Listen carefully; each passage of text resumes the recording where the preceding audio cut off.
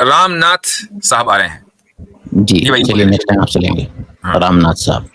मैं हिंदू हूँ। सवाल मेरा ये था कि ये जो जैसे कुरान है, जिब्राइल है, इनका आप ये सच है, हक तो है ही है, सच है, इसका वेरिफिकेशन कैसे होता है? क्या एविडेंस है कि ये ठीक है, ये सच है, या कि ऐसे ही है और किसी ने ऐसे बोल सच दिया? है, ये चीज वेरीफाई सच कैसे है। करते हैं हम लोग? ओके, हाँ, सच है। हक तो है, हक तो मेरे को पता है इस्लाम में, वो तो आपका इस्लामिक डेफिनेशन है, लेकिन सच कैसे, मतलब how do you prove it? तो बुनियादी चीज ये है कि मोहम्मद सल्लल्लाहु अलैहि वसल्लम को एक आदमी सच्चा मानता है या नहीं। अगर वो आप सल्लल्लाहु अलैहि वसल्लम को सच्चा मानता है, और सिर्फ मानता नहीं बल्कि जानता है, और ऐसा सच्चा कि जिसने अपनी जिंदगी में कभी झूठ ना बोला हो और उसके पास कोई वजह ना हो झूठ बोलने की, तो फिर जाहिर है कि फिर वो जो बात कह रहा है वो बिल्कुल सही कह रहा है। वो शख्सियत जो बात कह रही है वो बिल्कुल सही कह रही है। तो मोहम्मद सल्लल्लाहु अलैहि वसल्लम को हम बिल्कुल सच्चा मानते हैं, जानते हैं, और ऐसी जात जानते हैं कि जिन्होंने कभी जिंदगी में झूठ नहीं बोला और नहीं झूठ बोलने का कोई मोटिवेशन था। तो आपने जो भी कहा वो बिल्कुल सच कहा। नहीं, वो तो ठीक है, उसकी कोई एविडेंस है? किसकी? देखिए, मैं समझ गया बात क्या कहना चाह रहे हैं। ये बात मैं समझ गया, मुझे विश्वास कर लिया मैंने कि हाँ भी ये किस सच चीज है। की एविडेंस चाहिए? आप सल्लल्लाहु अलैहि वसल्लम के सच्चा होने की? नहीं, सच्चा होने उनकी एविडेंस नहीं चाहिए, इनकी जो अल्लाह है उसकी एग्जिस्टेंस की चाहिए कि अल्लाह मेरे को how so that I am able to feel him, see him. Kaisar भाई आप ज्वाइन करें एक मिनट, और मुस्लिम जितने भी कॉलर ज्वाइन कर रहे हैं 2 मिनट में रुक जाएं। कैसर भाई ज्वाइन कर सकते हैं। कैसर भाई को आने दें। कैसर भाई को आने दें भाई। रिबा इकोनॉमी भाई रुक जाओ यार। मोहम्मद अफसलाम रुक जाएं बड़ी तेजी के साथ। ये जुड़ने वाले वो होंगे जो कमेंट कर रहे होंगे कैसर भाई के लिए जगह बनाए। कैसर भाई आप आ जाइए, जगह है आप। जी सही मुस्लिम को है। इन्होंने देखो 2 बातें रखी। पहली बात तो ये रखी कि भाई कुरान और जिब्रील ये सब कैसे वेरिफिकेशन होगा, और फिर अब ये दूसरे सवाल पे आगे कि भाई अल्लाह को मैं देख नहीं सकता। तो दोनों अलग अलग एक ही चीज है वो।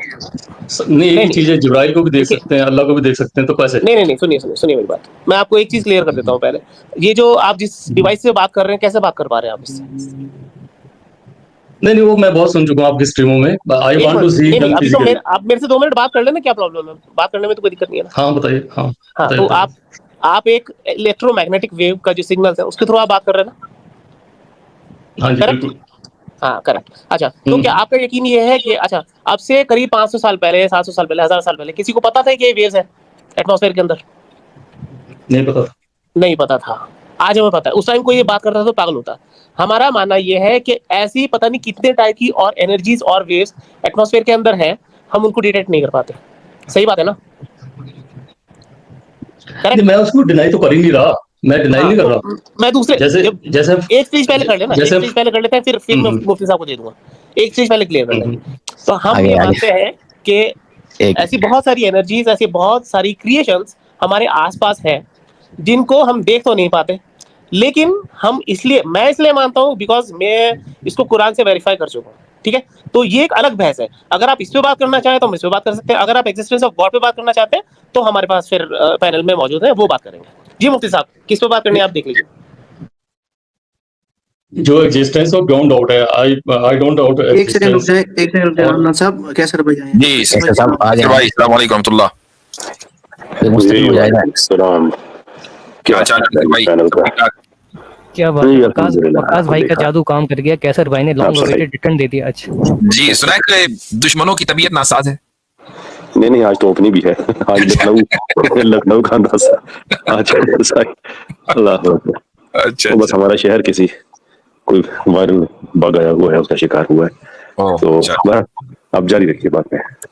तो खैर नहीं आप तशरीफ लाए तो तबीयत खराबी में भी तो एक तो उसके लिए शुक्रगुजार है। दूसरे ये कि अभी जो है वो एक साहब आए थे वकास नाम से, और उन्होंने कहा कि आपसे भी उन्होंने अप्रोच किया था साहिल अदीम के ताल्लुक से।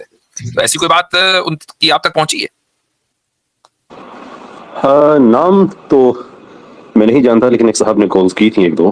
तो मैंने उनसे कहा कि भाई आप साहिल साहब, उससे आपने वो बता रहे थे कि बात की है, तो मैंने कहा आप उनकी जिम्मेदारी ले लें, मैं मुफ्ती साहब का पैगाम दे दूंगा, अगर आपस में कोई इस तरह से बात की सूरत हाल बनती है तो वो है। फिर उन्होंने दोबारा कॉल की और मुझसे पूछा क्या कहा साहिल साहब ने। मैंने कहा जनाब मैं तो आपसे अर्ज किया था कि मेरा उनसे कोई बराह रास्त रब्ता नहीं है, तो इसलिए आप उनसे बात करें मैं तो इस ज्यादा जानता नहीं हूँ कि इंफॉर्मेशन जो आती है वो क्लिप्स की सूरत में आती है, टुकड़ों टुकड़ों की सूरत में, और वो भी कब का क्लिप है कब का नहीं है। तो एक जिम्मेदार इंसान उसकी बुनियाद पे तो कोई राय कायम नहीं कर सकता। अभी साहिल साहब पे वो जो कोई सिंध में जो केस वगैरह हुआ, वो इस क्लिप पे वो भी पता नहीं कितने साल पुराना क्लिप है। तो ये जो बातें उन्होंने कहीं कब की हैं, उसके बाद उन्होंने कुछ कहा नहीं कहा है, तो कुछ भी नहीं पता मुझे। तो आप कोशिश कीजिए। तो वो कह रहे थे कि ठीक है मैं बात करूंगा, आपको बताऊंगा। ठीक है, तो अभी मतलब ये कि उनकी तरफ से वो कहने लगे कि जी मैंने साहिल साहब से बात कर ली और वो कैसर भाई के यहाँ आने को तैयार हैं, पता नहीं वो। एनीवेज, तो अगर वो आएंगे तो फिर इंशाल्लाह आपके चैनल पर गुफ्तगू होगी, बस यही कहना चाह रहा था मैं। That's it. जी जरूर इंशाल्लाह। सही है। इंशाल्लाह। अच्छा जी, तो किससे बात चली थी भाई? रामनाथ साहब से।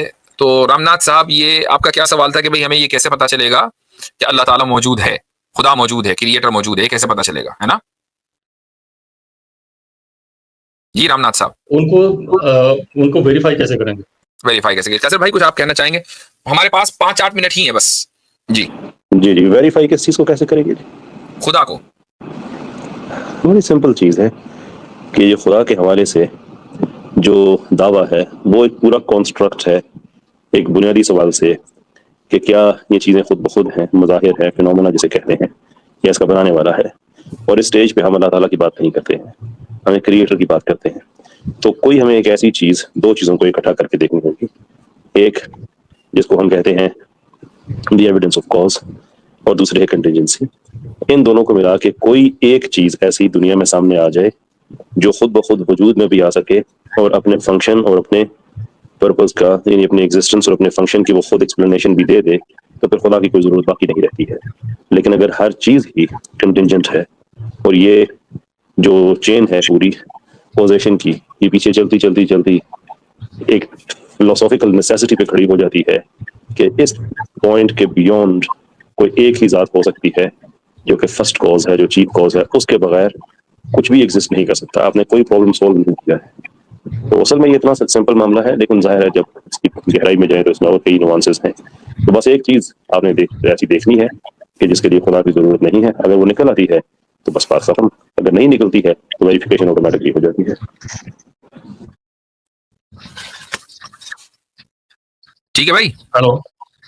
हाँ मुफ्ती साहब, ये जो हमारे जैसे हमारा सनातन है, इसमें जो मैंने पढ़ा है, मैंने कुरान भी पढ़ी है और ये सनातन को भी पढ़ा है, तो इसमें दो चीजें समझ में आई हैं। एक तो इल्म है जो कि हमें आप लोगों से मिलता है, किताबों से मिलता है, कुरान मजीद से मिलता है, हदीसों से मिलता है। और दूसरा जो हमारे इसमें सनातन में जो जिसको माना जाता है उसको कहते हैं ज्ञान। ज्ञान जो है वो बताया गया कि वो किसी के बताने से, जहाँ पढ़ने से वो नहीं होता है। ज्ञान जो एक्सपीरियंस होता है, अनलेस जो एक्सपीरियंस। ज्ञान को एक्सप्लेन करें, ज्ञान क्या चीज है, उसको इंग्लिश में क्या कहेंगे? ज्ञान का कोई इंग्लिश है नहीं, ट्रांसलेशन है नहीं। अच्छा, basically enlightenment. Enlightenment, yes, enlightenment आप कह सकते हो, लेकिन वो आई डोंट नो कितना उसको वर्ड वो सेटिस्फाई करता है। तो उसका ज्ञान का मतलब ये है कि आप किसी से सीख नहीं सकते हो, कोई आपको बता नहीं सकता है, वो किताब पढ़ के आप उसको गेन नहीं कर सकते हो। जब तक आप उस चीज को एक्सपीरियंस नहीं करते, उस चीज को देख नहीं लेते या फील नहीं कर लेते, या जैसे भी उसको एक्सपीरियंस, टोटल एक्सपीरियंस नहीं ले लेते, तो उसको ज्ञान नहीं कहा जाता। नहीं। और ये जो है आपको कि हमारे यहाँ इल्म की, हमारे ट्रेडिशन में नॉलेज की दो टाइप्स पाई जाती हैं, दो किस्में हैं।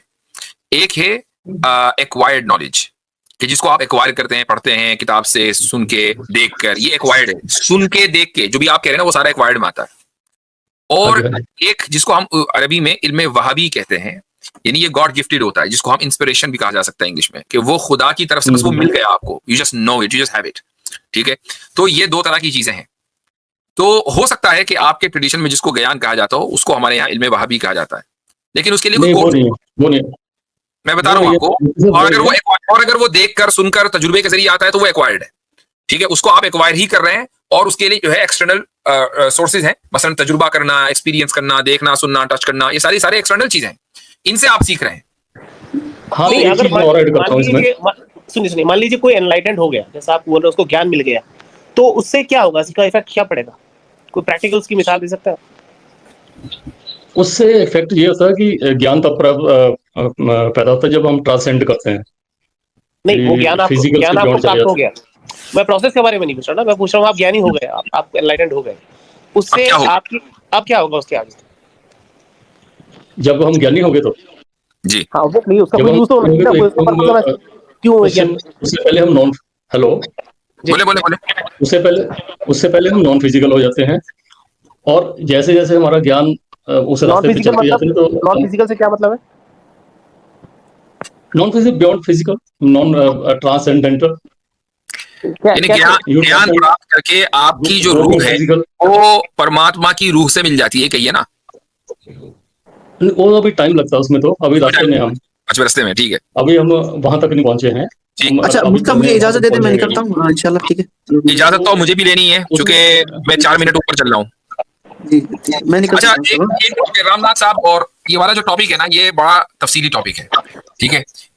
इट्स गुड कि मुफ्ती आपने, साहब, हम कभी हम दोबारा आपको वो करेंगे हाँ, अगर आप आपको दोबारा आइए अच्छा नेक्स्ट लगेगा वीक के बाद तो। और इंशाल्लाह, मैं बहुत जल्दी आ जाइए। आपको दूसरी जो मैं आपको गारंटी देता हूँ कि मैं कमरा आपके ठीक कर दूंगा, और आपको 10 मिनट में आपको रिलीफ मिलेगा इसका। चले, ठीक है। तो इंशाल्लाह फिर आपसे उसको गुफ्तगू आपको करेंगे। आप एक जो है ना, मैं ईमेल करूंगा मुफ्ती साहब को, तो आप उसको मेरे को अपने सिम्टम भेज देना, क्या क्या है। कोई कोई रिपोर्ट है, एमआरआई या ऐसे उसकी रिपोर्ट भेज देना मेरे को, ठीक है। ठीक है, चले, सही है। तो फिर मैं आपको कुछ तो चीजें खाने को बताऊंगा कि क्या लेना है आपने। और ओके। एक मेरी स्पेशल फॉर्मुलेशन है जो कि मैंने इन्वेंट की है, मेडिसिन, वो आपको किसी तरीके से पहुंचवाएंगे, फिर वो I don't know how it will reach US. ठीक है, चले, सही वो है। आपने इंशाल्लाह देखना पहले आप ईमेल करें, फिर मैं जवाब देता हूँ, ठीक है। तो ठीक है। चले, सही है। इस मौजूद पर हम बाद में बात करेंगे। कैसर भाई, आई नो आपकी तबीयत खराब थी, लेकिन आपने यहाँ तक जहमत की तबीयत खराबी में भी, तो ये बड़ी बात है। अलबत्ता इसका अफसोस है कि आप बिल्कुल आखिर में तशरीफ लाए। हाजिरी हो गई, जी जी अल्लाह ताला कबूल करे। बस जी। बहुत आप भी बिजी हो गए, मैं भी हाँ, माफ बहुत ज्यादा कीजिएगा, मैं चीजें, भी तो इसमें आपके नहीं आ पा रहा हूँ, और मैं स्ट्रीम बड़ी मुश्किल से कर पाता हूँ अपनी। आपको पता ही है कि मसरूफियत किस तरह की है। तो जी जी, जी हाँ। नहीं इंशाल्लाह ये दोबारा सिलसिला जो है ये हाँ, आने जाने का, ये बस एक दफा जल्दी। कंसिस्टेंसी आ जाए इसमें, तो इंशाल्लाह जी जी जी जी, जरूर करते हैं। ठीक है। चलिए तो सर, बहुत तमाम, बहुत शुक्रिया। जी जी जी, हाँ, तो तमाम अहबाब को सलाम, शुक्रिया बहुत बहुत, आप सभी हजरात कल मेरी ने। स्ट्रीम होगी सर, ठीक है, ओके। कल आपकी स्ट्रीम, एक्नॉलेज इस्लाम साहब की स्ट्रीम है मंडे को उनके चैनल के ऊपर। तो जज़ाकुमुल्लाह खैरन। तब अगले हफ्ते के लिए, या जब भी अब नेक्स्ट टाइम हमारी स्ट्रीम होगी, उस वक्त तक के लिए खुदा हाफिज़, अस्सलामु अलैकुम व रहमतुल्लाहि व बरकातुहू।